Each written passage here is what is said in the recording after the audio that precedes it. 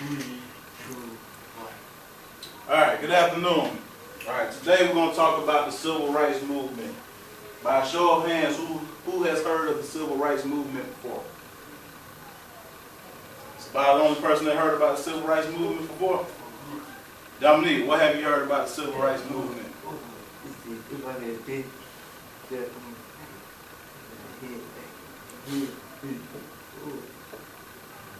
Say what? What about the Civil Rights Movement?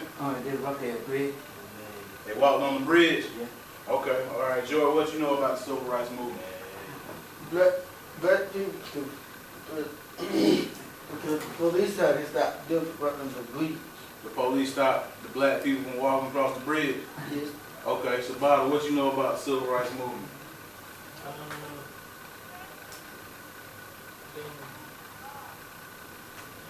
They were walking for black people, so black people can walk around. They were walking for black people so black people can walk around? Yeah, they get out free. Okay, all of y'all are kind of right. But the Civil Rights Movement was a political, legal, and social struggle to gain full citizenship rights for African Americans. So basically during this time period, African Americans didn't have the same rights as white Americans. So it's about how would that make you feel if you felt like you didn't have the same rights as others? I'd be mad. You'd be mad. Joe, how that make you feel? Yeah. It make you happy? Yeah. You sure you won't be mad? No. Okay. Yes, maybe. Maybe. Maybe. All right, Dominique, how would it make you feel? I feel mad. You'd be mad. Yeah. What about you, John? How would you feel? Mad. You'd be mad. Exactly. So basically, the Civil Rights Movement was the first and foremost a challenge to segregation. King Jr., Linda Brown, and Rosa Parks. Y'all remember these three people from the video we just watched? Yeah. All right. So, Bobby, what did Martin Luther King Jr. do to help the American Civil Rights Movement? Change the laws. He changed the laws. He did. How did he help change the laws? Drink the same water, All right, kind of, sort of. He helped change the laws by staging boycotts. And what did they do first? They boycotted buses. So basically, as we did on our vocabulary sheet prior to this, boycott means to what? To not ride the bus. Not ride the bus, but not to use. Oh. So basically, if we decided we want to boycott something, we will not use the product. So if we wanted to not use the bus system, what we all do is, like I say, we'll say, take a stand and say that we're not going to ride the bus anymore until this change happens. That's what Martin Luther King brought to the American Civil Rights Movement. Type that in, Ms. Oliver.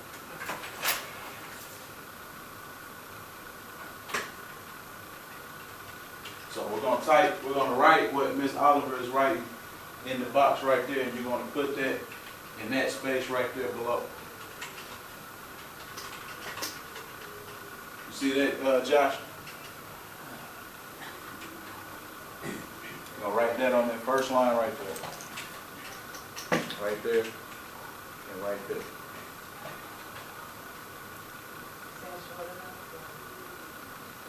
Martin Luther King Jr. led boycotts. Can anybody else think of any other things that Martin Luther King impacted the American Civil Rights Movement with? Anybody can't think of anything else? He helped us to get our right to vote.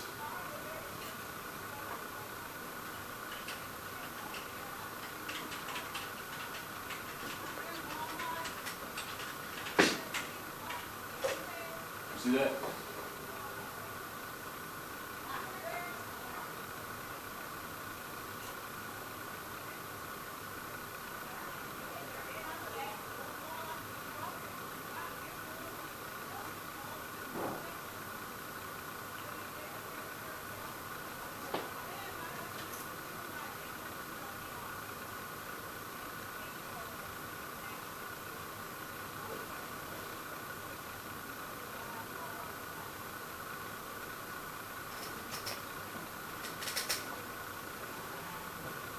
All right, everybody finished with that first one?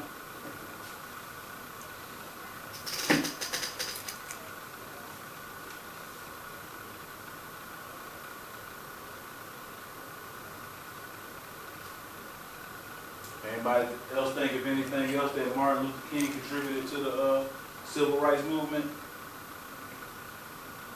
Baritone. I mean, yeah, but sing baritone. Not sure baritone.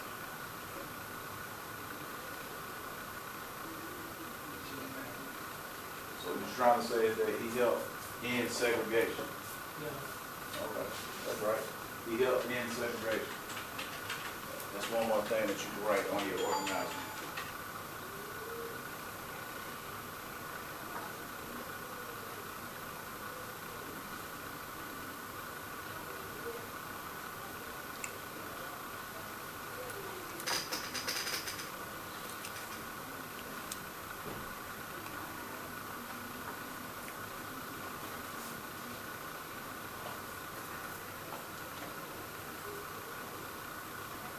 All right, you got it? All right, let's move to Linda Brown. Does anybody remember the significance of Linda Brown? All right, remember Linda Brown was the young African American student who tried to go to a school in Topeka, Kansas, but was denied access. So basically because she was denied access, her parents and other parents in the neighborhood decided to file a civil suit against Topeka, Kansas, and they won, which gave African Americans the right to go to public schools with their white friends, and that helped end segregation too as well in schools. So under Linda Brown, we'll put that she helped end segregation in schools.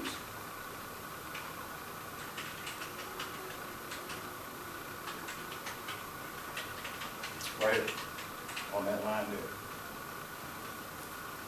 Right here. And then right there.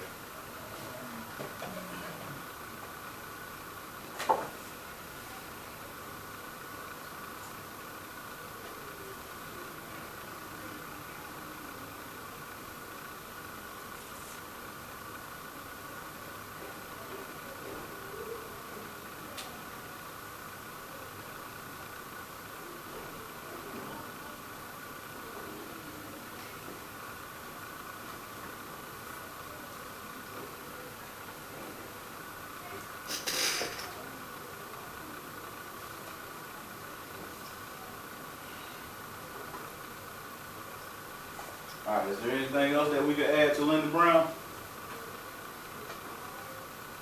Joy, anything else?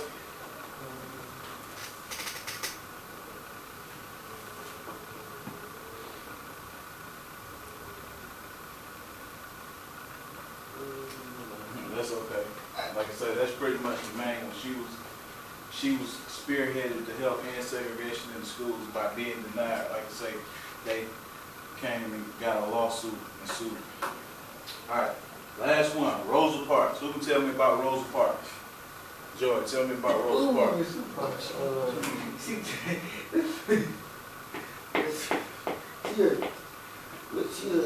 a teacher, I mean a student. Rosa Parks? Yes, what the part? Once upon a time, she was a student. But she was a student, but she won a. But can you tell me the significance of her, that she impacted the civil rights movement? Hope Kevin. All right, let me help you out. No, somebody, you got an answer? Yeah, I got it. What's the answer?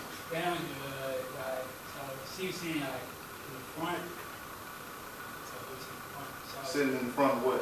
in the bus, and then the white man, he like came up to see. She said no, and go in jail. There you go. Right. Right there. There you go. Good job, somebody. Get somebody a hand, y'all.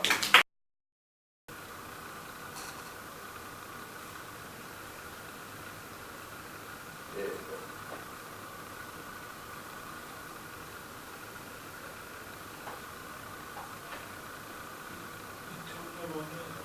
Take the headphones out. Gender, income, well, skin color. Well, it's hard to believe, but America in the first half of the 20th century was a very different place. In many parts of the country, black people and white people couldn't eat at the same lunch table or even use the same bathrooms. This practice of separating blacks and whites was called segregation. Segregation was widespread, and you could see it all over the place, even at school. In 1952, a third grader named Linda Brown had to take a 2.5-kilometer bus ride to get to her blacks-only elementary school, even though there was a white elementary school 7 blocks from her house. Her father and 12 other parents sued the school board, and in 1954, the Supreme Court ruled that segregation in public schools was unconstitutional. It was a landmark case known as Brown versus the Board of Education of Topeka, Kansas. Well, it wasn't that simple. These new laws had to be enforced, and there were still lots of laws that discriminated against people who weren't white. In 1955, a Montgomery, Alabama seamstress named Rosa Parks refused to give up her seat on a public bus so that a white person could sit down. Because she wouldn't give up her seat, she was arrested. Well, that was the law back then. Black people had to sit in the back of the bus. Well, there was a man named Reverend Dr. Martin Luther King Jr. who worked to change laws like that one. He was one of the great leaders of the civil rights movement. Dr. King organized and supervised a boycott of the Montgomery bus system. Most of the black citizens of Montgomery refused to ride on the buses for over a year, choosing to walk instead of being subjected to unfair laws. The boycott helped bring about change, and in 1956, a Supreme Court decision banned segregated buses. The fight still wasn't over. Dr. Martin Luther King and many brave men and women who believed as he did organized other protests that were nonviolent but firm. During what was called a sit-in, black students visited whites-only lunch counters and quietly sat there until they were served or until the store closed. Often, they were arrested. Freedom rides were integrated bus rides through the South, with blacks and whites sitting next to one another on the same bus. Blacks rode in front and whites rode in back. These peaceful protests were often met with anger and sometimes violence. Yeah, it's hard to imagine that something like that would make people so angry. A high point of the civil rights movement occurred on August 28, 1963. Between 200,000 and 500,000 people of all colors marched on Washington, D.C. for universal human rights like economic justice and freedom for all people. The March on Washington for Jobs and Freedom featured Dr. King delivering his famous I Have a Dream speech at the Lincoln Memorial. The very next year, the Civil Rights Act of 1964 was passed, making segregation in public facilities and employment discrimination illegal. Well, no, that's not the end of it. Racial prejudices and inequality are things that we still struggle with today, all over the world. The period of American history between 1955 and 1965 was really important. Many barriers were broken down in a very short amount of time. Our society wouldn't be what it is today if not for people who believed and continue to believe that their children and their children's children could live in a fair and just world. What's that, Moby? You have a dream too? Is it also about peace and harmony?